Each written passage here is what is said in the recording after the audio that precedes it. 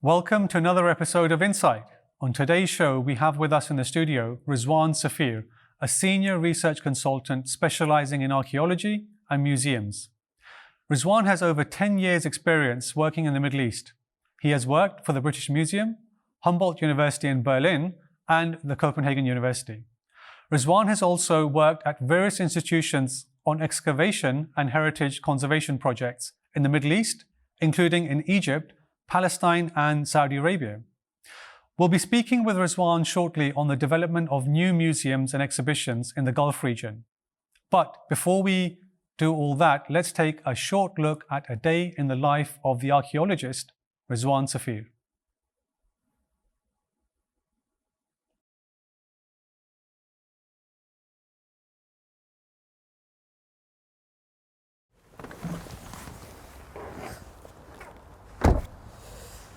Hi there, welcome. We're now at the University of Reading campus. My name is Rizwan Safir and we'll be going into the Archeology building to look at what happens after an excavation and some of the material related to archaeology.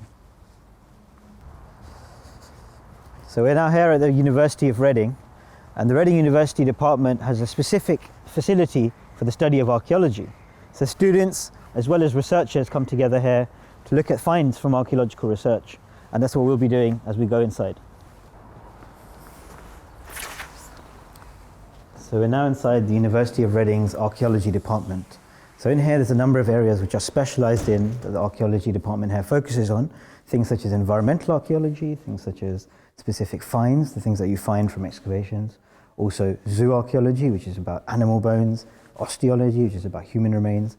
But also things such as museum studies, the relationship between archaeological research and how that then translates into the field of museums.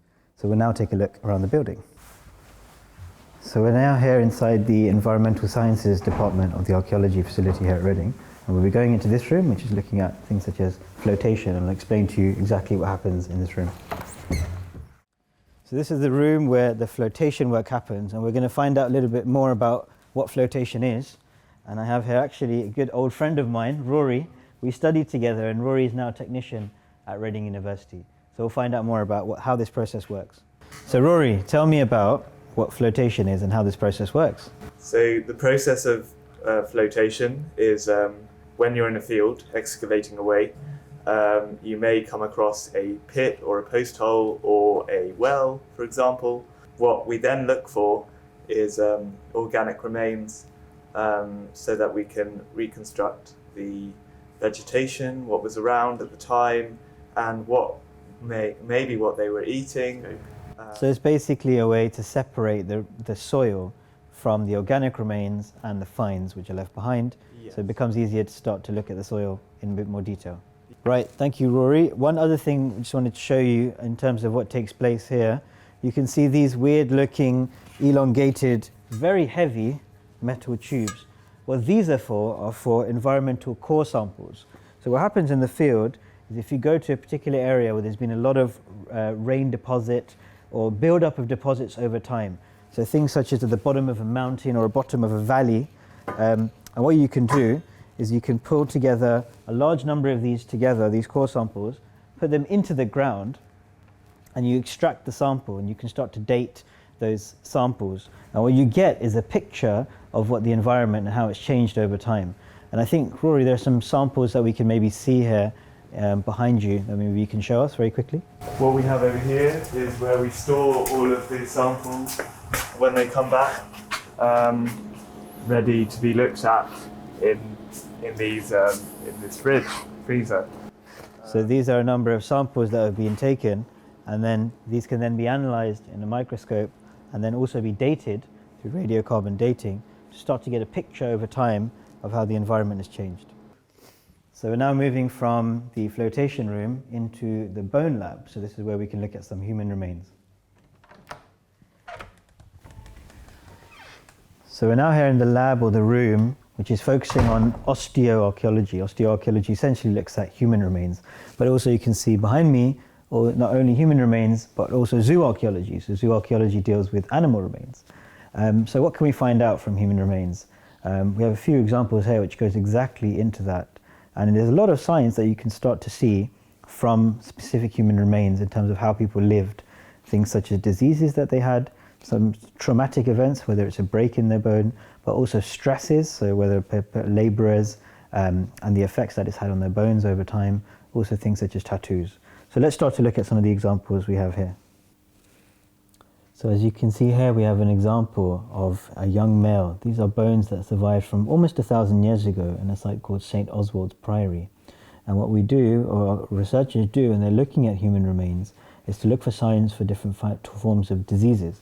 Here, examples that you can see in terms of the way that the bones have worn away show that this male most likely had disease such as leprosy. So if you continue with me, we'll here now look at some more examples of the human remains that have been laid out on display. These are again all from St. Oswald's Priory, and here you have examples of the different parts of the spine. And from here it is able to determine, or archaeologists and researchers are able to determine, evidence of diseases such as tuberculosis. And I think one of the more interesting ones laid out here is almost a complete example of a child's remains. So you can see just the sheer size, but you can also see the effects of the disease on the bones. They've been worn away quite significantly. A lot of that will be to do with preservation over time, lying in the soil and erosion taking place and degradation of the bones. But also there's evidence here of from the pelvis and different parts of the body that this child suffered tuberculosis, which was quite common in medieval England. You can also see here the examples of the teeth which have survived from the child. Teeth are a very important aspect of research in terms of finding out how people used to live. The level of teeth that have been worn away is an indication of the type of diet that children had or populations had at the time. And also generally you can start to determine things such as age and sex also from the teeth remains. And again here you've got the actual skull of the child remains here. So these are examples of some of the human remains that students and researchers here at the University of Reading examine for understanding more about human remains from the past. So this was an introduction to osteology and the human remains and how they're studied. We'll now be going to the finds lab to look at some of the other aspects that come out from excavations. So we're here now in the Allen lab at the University of Reading. This is the teaching collection where students and researchers can start to interrogate some of the finds which come out from excavations. And what do we mean by finds? We mean everyday material and tools that were used by human populations. So we have here an example of a flint cleaver. There's also examples here of hand axes. And you can start to see examples of how this was made. So this would have been a large core, something similar to this, a large block of flint. And what human populations or prehistoric humans would have been doing is napping away at this from various angles to then cut it and refine it to make the intended axe or hand axe or knife or whatever it may be that they're trying to produce. And these you can start to see the examples of from the flint block here. So these were examples of some of the stone tools from what's known as the Upper Paleolithic or the Middle Paleolithic, essentially the early and middle Stone Age. And when you start to get to the Neolithic, which was the New Stone Age, it translates as the New Stone Age, it's this period just before humans start to adopt farming. And so at this point, the humans are experts at crafting stone tools. And you can see examples of some of the polished Neolithic stone tools here, also this polished stone axe head, and you can see how incredibly smooth it was. So there's a bit of an aesthetic quality to it also. It's not only for use, but humans now are so good at crafting these stone tools that you start to have polished examples which probably weren't even used, more ceremonial use. And then from the Stone Age or from the Neolithic, you start to have metal, the introduction of metal, and you can see some early examples of how metal tools were crafted. You start to have axes from here, so these would have been hafted with a point and there, and then this you've got the axe head, and then you also have really ornate and really incredible smaller examples of axe heads or chisels or scrapers. And of course you start to have the use of metal for more jewelry and adornment. You can see here for an early Iron Age ring, similar example of a ring here, and this is a miniature socketed axe, so this wouldn't have been used, but you can start to see the precision with which populations were now crafting metal for ceremonial use. And another example here of a weight, so this would have been a weight, and you've got a face there also of an individual. So we looked at some examples of different stone tools from earlier periods such as the Neolithic, Paleolithic and early Bronze Age. And now we're looking at just a couple of examples of finds from the Roman Empire. So here you have an example of Samian ware. Samian ware was known as some of the more fine quality pottery. So when you find this, you know that this is a bit more wouldn't be used on an everyday basis. It'd be used perhaps for ceremonies or on special occasions. These were produced actually in the north of France, in the Empire of Gaul, which was part of the Roman Empire, but they were shipped across the Roman Empire. So there was a huge industry for pottery such as this. And then you also have other finds such as glazed ware, which would have been used something like this for a candlestick, so to house a candlestick. So this is just some of the examples of the various finds that researchers and students have access to here in the Allen Lab. So that was a brief introduction about the archaeology department here at Reading University and a day in the life of an archaeologist here at the department.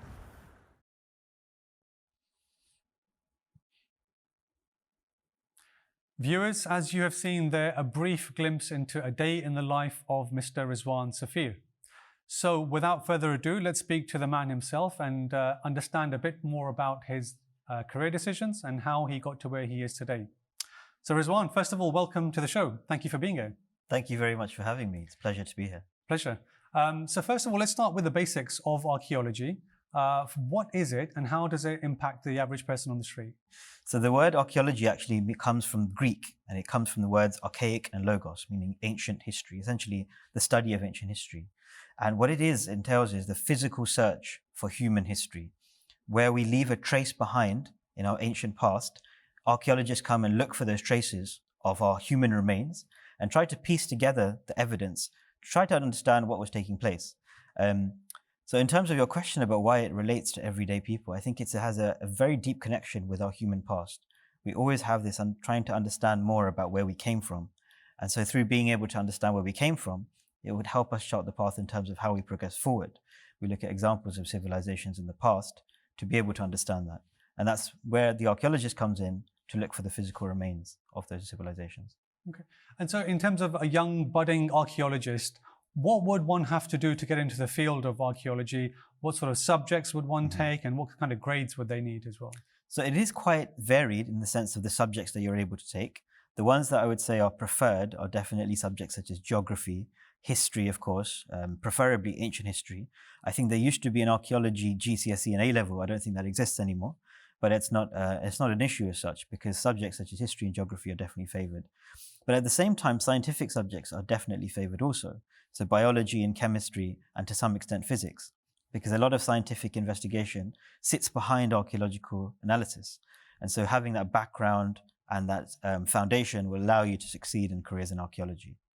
You know, often we see solutions are needed for future issues and problems, and often we see research addresses those issues. Mm-hmm. Does your research address any types of issues that are currently existing or future? I think archaeology definitely has a place to play, and I can give you a couple of examples that I think are very pertinent to our current day situation. One is, for example, environmental focus. There's a huge environmental focus today about how to live sustainably. And one of the things that archaeology does is shows us how civilizations have lived in the past. There's a big revolution which took place, for example, known as the Neolithic. And the Neolithic was this transition from when humans lived as hunter-gatherers to then moving into becoming farming societies.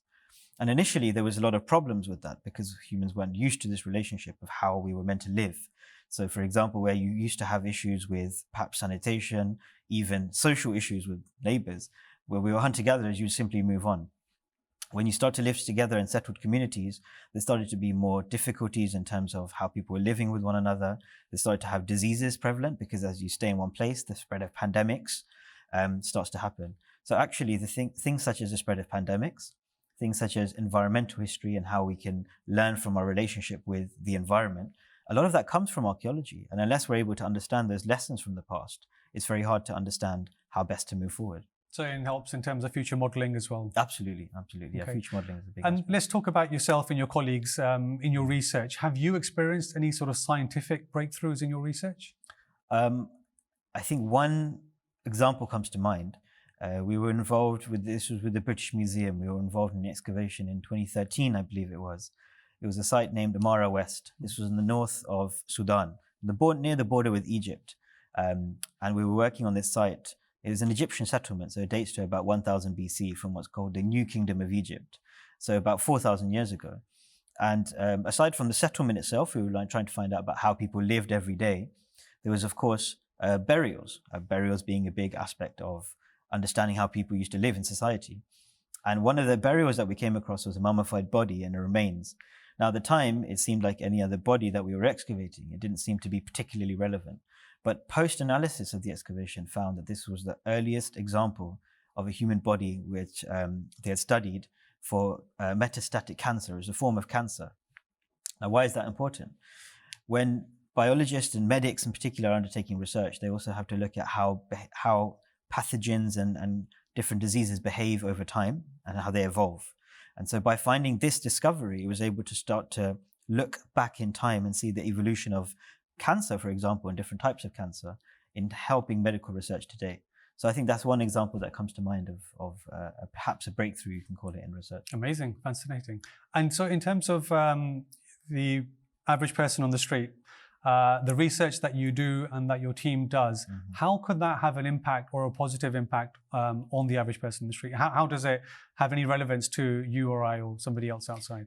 I think one thing which is really important about archaeology is providing first-hand evidence. And what I mean about this is, we're in this world today of social media, and there's a lot of talk about fake news and news coming in second-hand.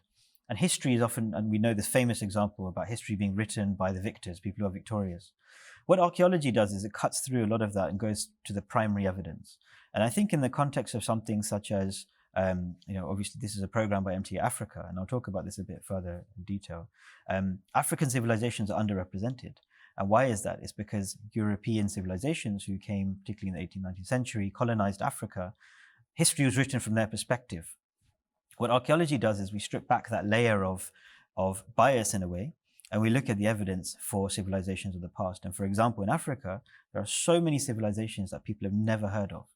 And if you're able to then provide evidence of writing, of intellectual endeavors in terms of flourishing of trade on the African continent, well before any European colonization took place, it allows you to cut through in terms of that historical narrative of Europe basically colonizing Africa, and there would being no sense of history before this point. So I think that's one example of how it can relate to everyday life. It provides a sense of pride from where you've come from, but also provides you a sense of understanding of what used to take place in the past and how people used to live, and how we can use that to influence our life decisions in the current day. So it sort of depoliticizes the whole history. Absolutely, and leaves the core facts. And absolutely. I think excellent. So, yeah. Rizwan, thank you for sharing your insight with us. We really appreciate it. Thank you for having me. Pleasure. And now we will move on to the next part of the program where Rizwan will walk us through his research in more detail. So over to you, Rizwan. So in the previous segment where we were on site at the university, we were almost looking at it backwards. We were looking at what happens after an excavation. What I thought would be useful today is to talk a little bit about what happens during the excavation. How archaeologists, one, find the site. Second, what happens at the actual excavation and how that process works. And third, with that information, what are we able to find out about societies of the past? So essentially what archaeology is doing is revealing the unseen, revealing clues and evidence about past civilizations through physical remains. And when searching for our past, what researchers and archaeologists do is they use a number of different tools. The first aspect, what we have to find out and determine, is where the sites are. And this varies around the world. And traditionally what would happen for an archaeological site would be the physical requirement to travel on and survey a piece of land or an area of land and then find an archaeological site.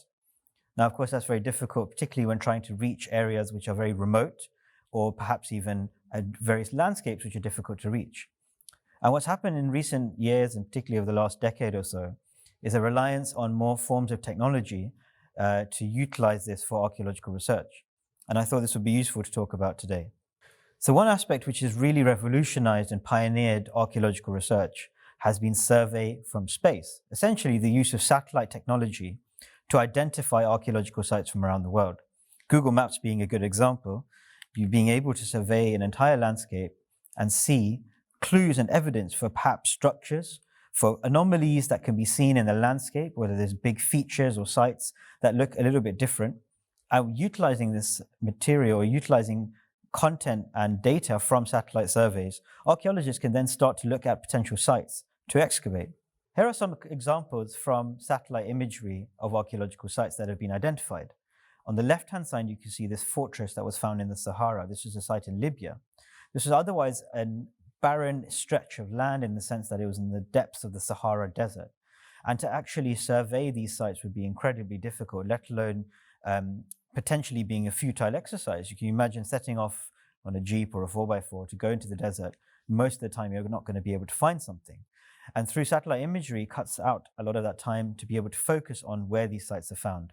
And this image on the left is a perfect representation of that. So with that in mind, there's a number of techniques once you've identified where the potential site may be. And this is known as remote sensing or geophysics. Now, there's three popular strands of taking it to the next step. One is a system called GPR, ground penetrating radar. Essentially what this is sending radar signals into the ground to try to look for a response or to look for something which may hit, and then send a signal back to indicate that there's something weird or different happening on the ground. The second system is a system called magnetometry. This is perhaps the most popular one. You can see an example of this happening in the field in the image that you can see. And what this does is send signals into the ground to look at anomalies in the Earth's magnetic field. Now, how does that work?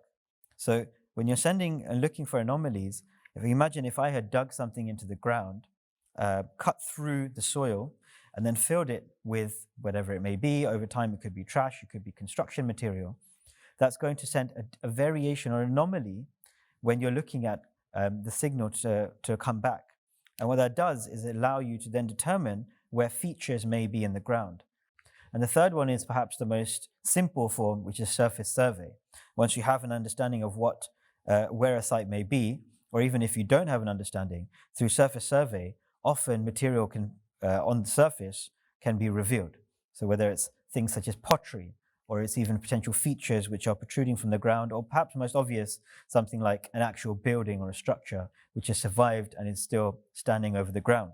And so archaeologists then can move to the next step and start to do a full-scale excavation. Now, archaeologists work in trenches. Why they work in trenches is what you want to do is maximize the amount of material you're going to capture, but minimize the amount of effort.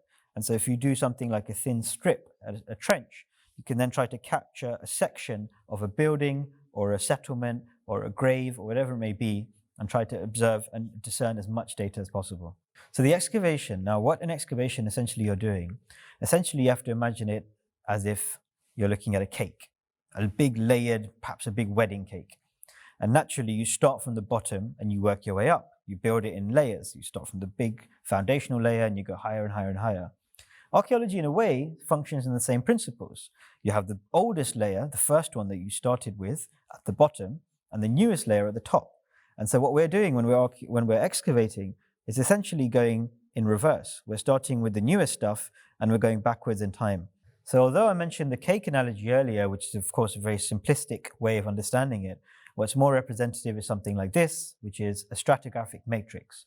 Because what happens over time is different civilizations cut into previous layers to make perhaps a well or a foundations for a building which they need to create.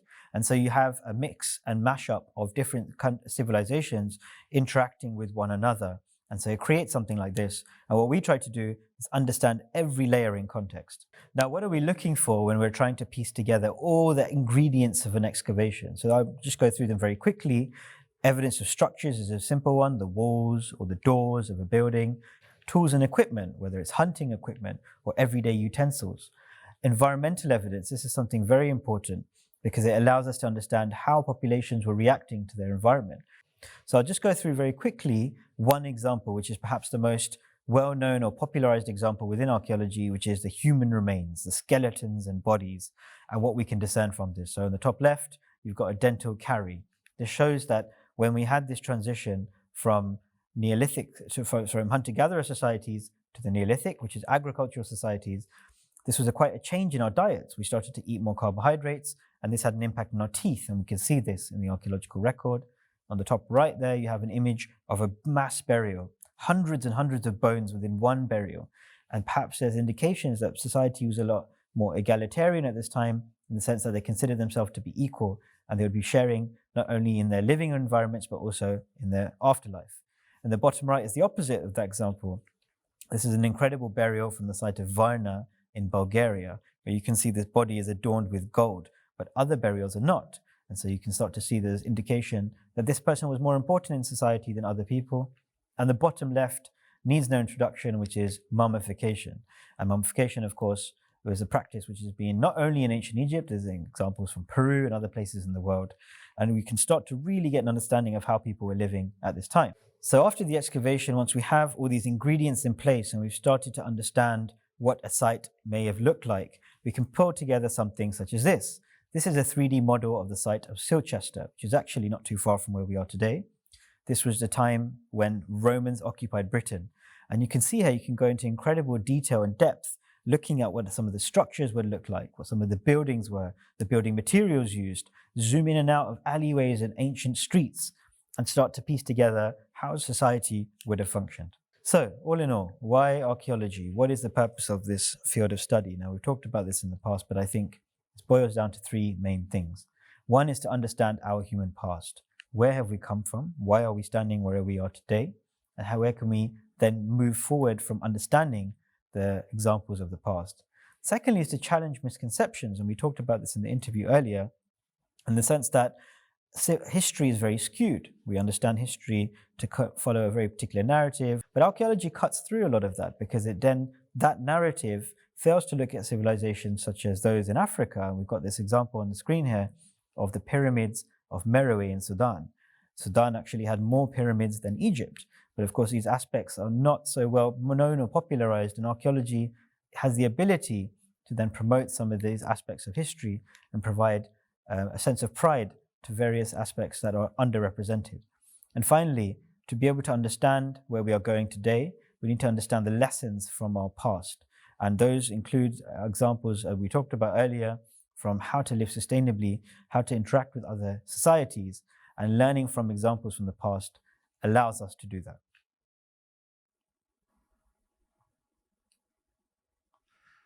Rizwan, once again, thank you so much for opening up your fascinating world of archaeology to us and our viewers. We really appreciate it. Thank you. Thank you very much. It was a pleasure. Viewers, as you saw there, research covers a vast array of topic areas and subtopics, each with a plethora of applications to address real-life issues.